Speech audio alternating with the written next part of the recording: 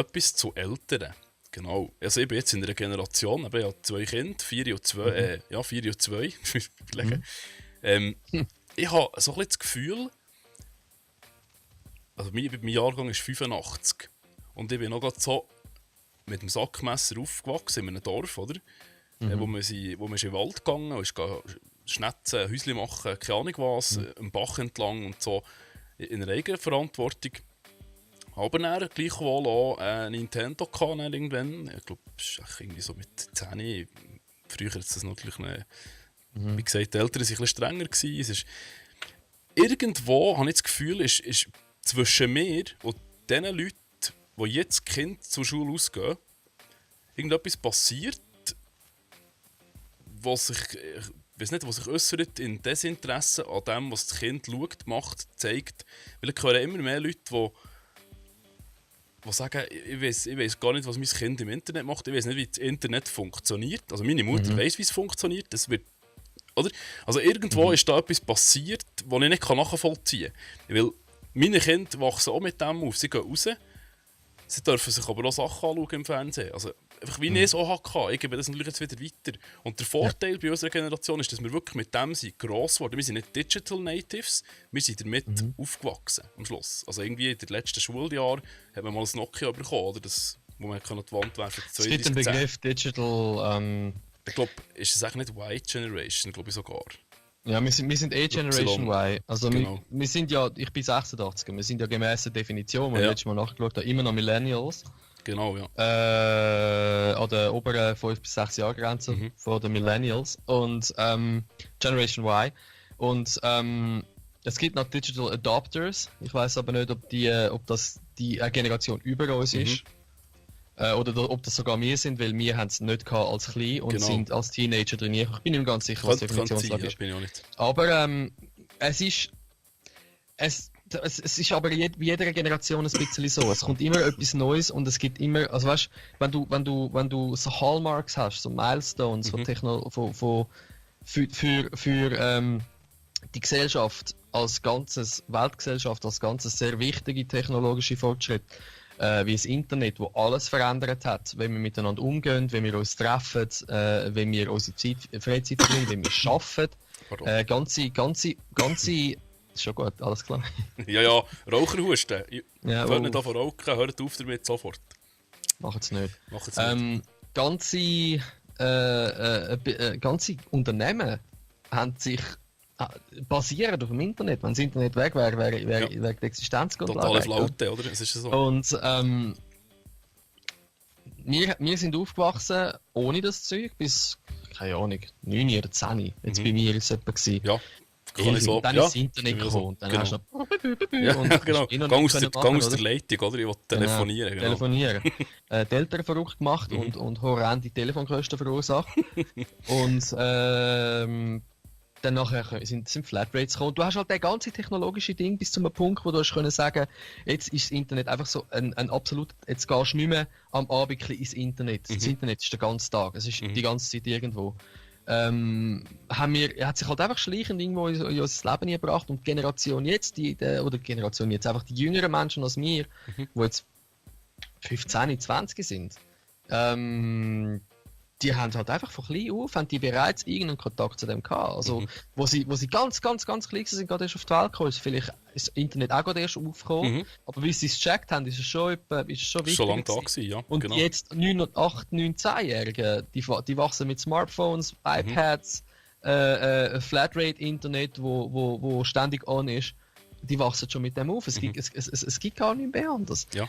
Und wir haben dort einfach ein anderes Verständnis vom Internet oder ein bisschen. Wir haben gesehen, wie es sich aus den Kindern schon bewegt. Wir haben gesehen, was es kann und nicht kann. Wir haben gesehen, wie schnell es sich entwickelt und erwartet darum eine schnelle Entwicklung. Und klar hat sich etwas da.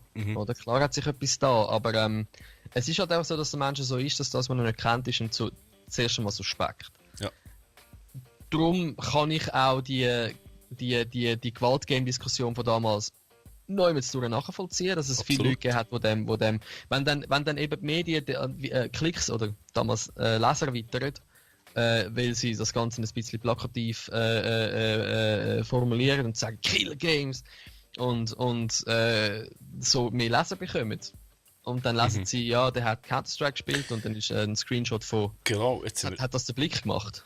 Ich weiß es nicht mehr. Counter-Strike, Counter-Strike, der hat Counter-Strike Ja, gespielt, hat ein Schulmassaker angerichtet. Gut, das ist ja jedes Mal, jedes Mal kommt das wieder. Also irgendjemand Und der findet... Screenshot Man ist dann bezichtigt von... immer jemanden als Gamer, wenn er ein Schulmassaker hat verübt. Also ich kann mich nicht erinnern, dass jemals jemand hat gesagt, das war kein Gamer gewesen. Es ist jedes Mal noch das ich meine, heutzutage, welcher hat in seinem Leben noch nie einen Shooter gespielt? Also, das geht. please, oder? Ja, geht schon, aber in den meisten Fällen kann man es immer mit einem Gamer assoziieren, wenn man so will, jetzt gerade in den jüngeren Jahren. Ja. Es hat, oder eben da der Robert Steinhäuser hat er geheißen. Ist das, wie denn der Robert Steinhäuser gewesen? Ist das er gewesen? Ich kann sein, dass ich so wechsle, aber bei ihm haben sie gesagt, er hat Counter-Strike gespielt. Das Problem ist aber nur, sie haben einfach geschrieben, Counter-Strike spielen, oder? Punkt. Da hat sich herausgestellt, er hatte kein Internet gehabt. Er hat glaube ich, relativ gleich keinen Computer mehr gehabt, aus finanziellen Gründen. Oder weil die Eltern ihm den weggenommen oder so. Er ist ab ein paar Wochen zum Kollegen, ich meine, viele Kollegen hat er auch nicht gehabt und hat dort eine Stunde, 2 Counter-Strike gespielt. Ja.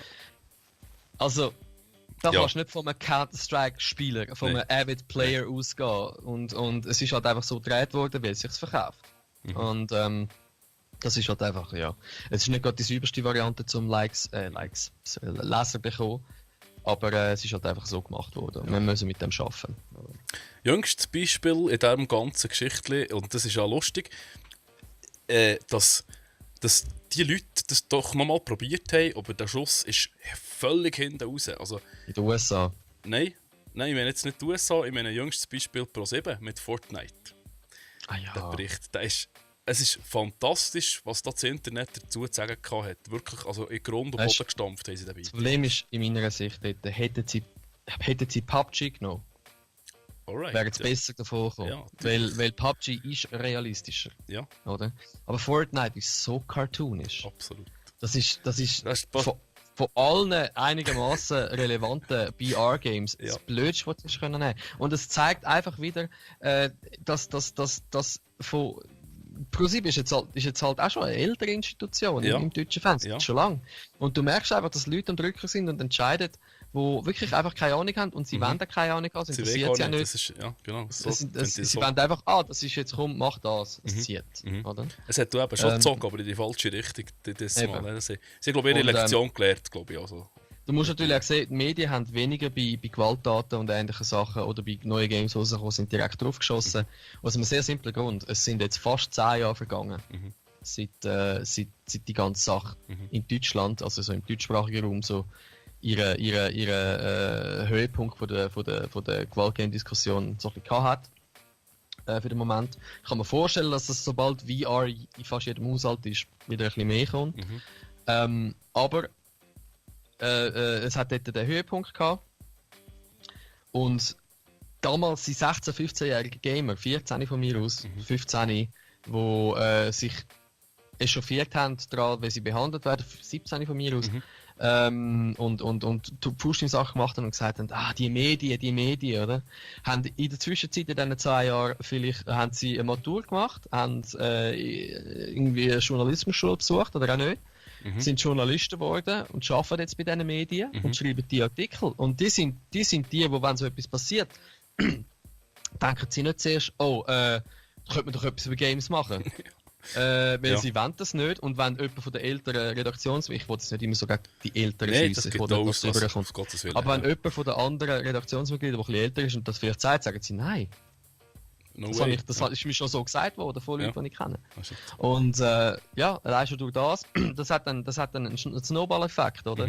Es wird nicht so prominent und plakativ in den Medien genannt, was nicht zum erneuten Aufflammen von der Diskussion führt, was nicht zu mehr Populismus führt, was nicht zu mehr populistische Initiativen führt, was nicht zu weiter mehr Diskussion führt und so weiter und so fort. Also man hat einfach gelernt, die relativ sinnfrei, also nicht komplett, es ist gut, haben wir mal darüber geredet, aber die relativ einseitige Diskussion im Keim zu sagen, los haben wir gehabt.